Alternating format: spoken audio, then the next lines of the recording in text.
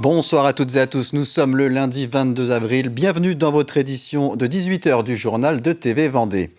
Au sommaire, des supérettes ouvertes 24 heures sur 24 et 7 jours sur 7 font leur apparition dans les communes rurales où les commerces ont disparu. Nous irons à Tresvent pour voir comment ce nouveau service permet aussi de recréer du lien social. Lutter contre le harcèlement de rue, c'est la mission du dispositif Stand Up qui regroupe plusieurs associations. Une sensibilisation était proposée ces derniers jours sur le village de la course croisière EDEC au Sables d'Olonne. Et puis des lycéens qui tricotent pour la bonne cause. C'est ce qui s'est passé la semaine dernière à Chaland. Les créations des élèves permettent de soutenir l'association Les Petits Frères des Pauvres. La disparition des commerces dans les communes rurales va souvent de pair avec la perte du lien social entre les habitants.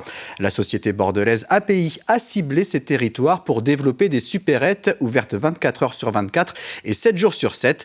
Au-delà de faciliter la vie des habitants, elles permettent aussi de recréer un lieu de retrouvailles et d'échanges. Exemple à Tresvent avec ce reportage de Mathis Pires. Cette boulangerie a fermé fin 2022. C'était le dernier commerce de Tresvent. Mais depuis un mois, cette épicerie appelée Happy s'est installée en plein centre. Alors, plus besoin d'aller dans les villages voisins pour faire ses courses. Terminé. On allait faire les courses aux alentours, les Épaisses, Moléon, Saint-Laurent. On se déplaçait, tandis que là, c'est la commodité, quoi. C'est pas un grand magasin, une grande surface, mais c'est un petit magasin d'appoint. Il nous faut une bricole, tu viens là. L'arrivée d'Happy aide aussi les habitants à se retrouver, moins possible ces dernières années. Ça donne de l'activité dans la commune et puis c'est bien, quoi, parce qu'on se rend compte, quoi. On fait la causette avec les gens qu'on trouve pendant le chemin. Tout le monde trouve son compte, la maire aussi, soulagée de voir sa commune revivre. Nous avons beaucoup de difficultés finalement à attirer les nouveaux habitants et là je pense que c'est un plus. Et également pour redynamiser notre école. Notre école est en perte d'effectifs aujourd'hui, donc nous avons besoin d'attirer de nouvelles familles. Et je pense qu'un commerce, c'est une réponse. Une réponse, mais surtout une stratégie de la société Happy de s'installer dans les communes dépourvues de commerce. Actuellement, 3 supérettes comme celle-ci sont ouvertes en Vendée. On va vraiment dans des zones rurales où effectivement il n'y a plus de commerce, ni boulangerie, ni épicerie, ni quoi que ce soit. Et donc le but c'est vraiment d'apporter un service aux gens. Un service qu'ils n'ont plus depuis plus ou moins longtemps selon les communes. À l'intérieur de ce petit chalet en bois de 40 mètres carrés, 700 produits sont entreposés pour se munir d'une carte ou d'un QR code, de quoi largement faire ses courses. C'est se dire qu'on peut avoir des fruits et légumes tout proche à 200 mètres de chez soi, là où avant il fallait faire 15 km pour aller acheter une boîte d'œufs ou quoi que ce soit. C'est juste génial. D'ici la fin d'année 2024, la société Happy envisage d'ouvrir 100 nouvelles supérettes dans la région. En Vendée, la prochaine épicerie est prévue dans un mois à Poiroux. Au revoir. À Jars-sur-Mer, la mairie ainsi que la place du monument aux morts ont été entièrement rénovées. La municipalité a souhaité réaménager entièrement ce site pour en faire un espace de mémoire. Le bâtiment de la mairie était quant à lui vieillissant. Les conditions de travail des agents ainsi que l'accueil des usagers étaient devenus compliqués. Des travaux également justifiés par les difficultés de circulation et de stationnement dans cette zone, notamment en période estivale. Jars-sur-Mer, ce sont 2700 habitants à l'année, mais jusqu'à 35 000 l'été. Coût total de ces travaux, 2 650 000 €. Refaire une mairie, c'est un budget et ça ne se fait pas tous les mandats. C'est un bâtiment qui, je l'espère, aura une longue vie, que d'ici 40 ans, voilà, les prochains, dans 40 ans, les prochains élus se reposeront la question. Là, on est vraiment sur un espace qui est aussi éco-responsable, donc avec des nouvelles générations de matériaux et une volonté, oui, de moderniser aussi cet espace cher à nos habitants. Direction les Sables d'Olonne maintenant, où la 56e édition de la course croisière EDEC s'est achevée ce dimanche. Et en marge de cette compétition sportive étudiante, des animations et de la sensibilisation étaient proposées sur le village installé place du Vendée Globe. Plusieurs associations regroupées au sein du programme Stand Up étaient notamment présentes pour former et informer les étudiants sur le harcèlement dans les lieux publics. D'après une étude internationale réalisée auprès de 15 000 personnes, 80% des femmes en ont déjà été victimes. L'Oréal Paris en 2019 a lancé une étude avec Ipsos pour comprendre c'était quoi la première barrière qui empêchait les femmes de vivre pleinement leur quotidien, alors la première barrière qui entravait leur quotidien, Et la première barrière, c'était le harcèlement de rue. Et donc à la suite de cette étude, L'Oréal Paris a lancé le programme Stand Up en partenariat avec la Fondation des femmes et une ONG américaine qui s'appelle Right to Be. Et ce programme, c'est un programme de formation très concret, c'est un programme de formation très concret qui permet d'apprendre à réagir. Et toujours selon la même étude, 76% des personnes interrogées ont déjà été témoins de harcèlement de rue et la plupart affirment ne pas savoir comment réagir.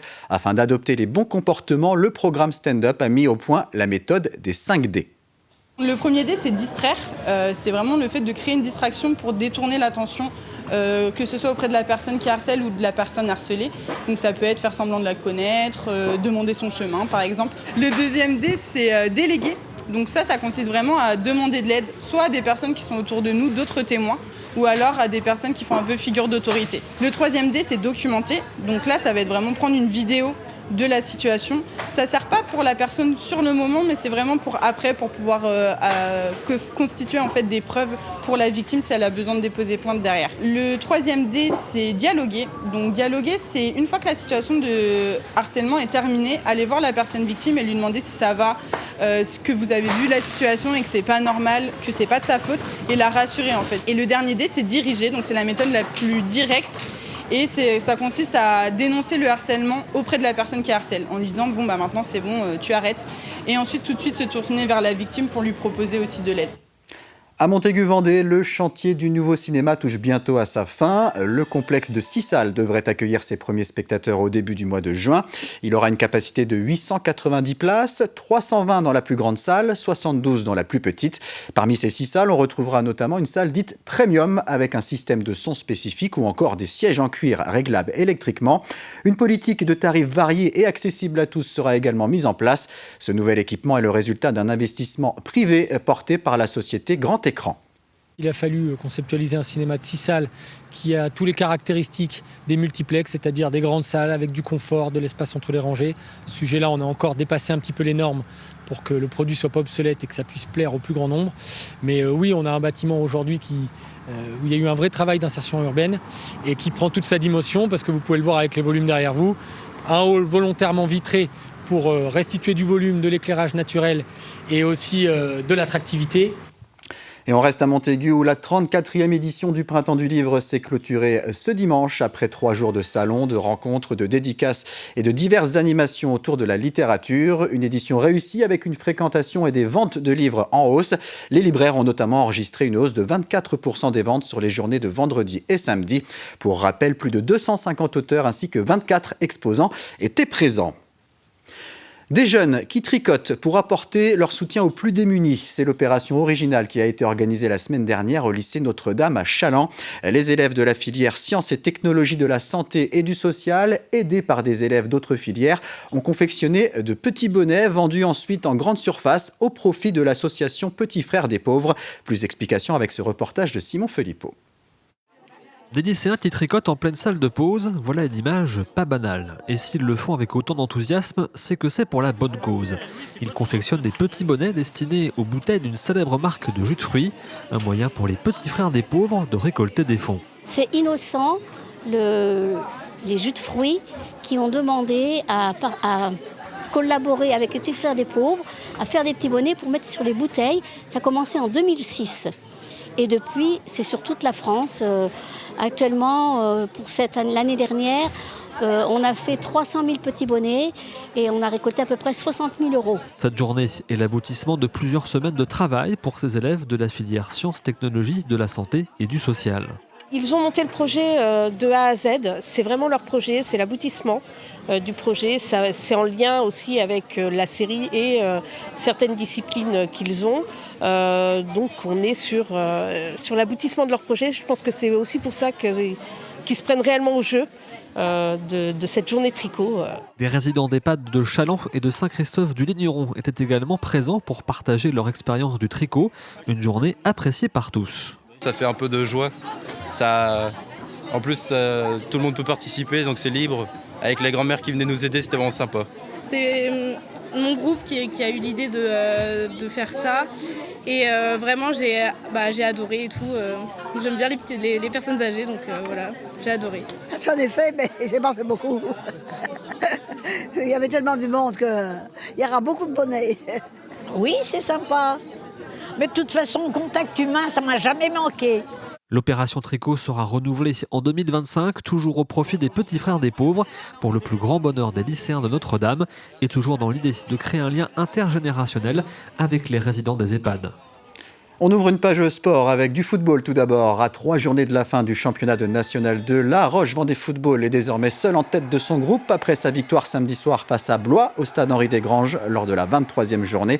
Un succès 2-1 grâce à des buts signés Boissy et Palares. Les Lyonnais profitent de la défaite de Libourne 3-0 sur le terrain de Paris 13 Atlético pour occuper seule la tête du classement. Ils sont donc pour l'instant en position d'accéder à la division supérieure. En première mi-temps, on avait des garçons un peu apathiques, pas toute l'équipe, mais certains, donc ce qui faisait qu'on jouait pas à 11. Donc c'est vrai qu'on n'a pas pu développer des choses intéressantes. Malgré ça, on a eu un penalty qui pouvait peut-être nous décomplexer ou nous faire rentrer dans ce match. Le fait de le louper, je pense que ça a encore plus complexé certains. On avait une deuxième mi-temps un peu plus ouverte, que ce soit d'un côté ou de l'autre. Nous, on avait la possibilité de tuer le match sur plusieurs occasions. Les garçons ont tout donné encore ce soir. Je pense que ça, c'est une des valeurs premières de cette équipe-là. Je pense que depuis le début de la saison, on ne peut pas leur reprocher grand-chose sur beaucoup de matchs, voire rien. Je suis un peu, malgré tout, sur ma faim sur le plan du jeu. Je pense qu'on peut faire beaucoup mieux sur le plan du jeu. Maintenant, voilà, je ne vais pas être plus royaliste que le roi. Je vais me satisfaire de ça et j'en suis très satisfait.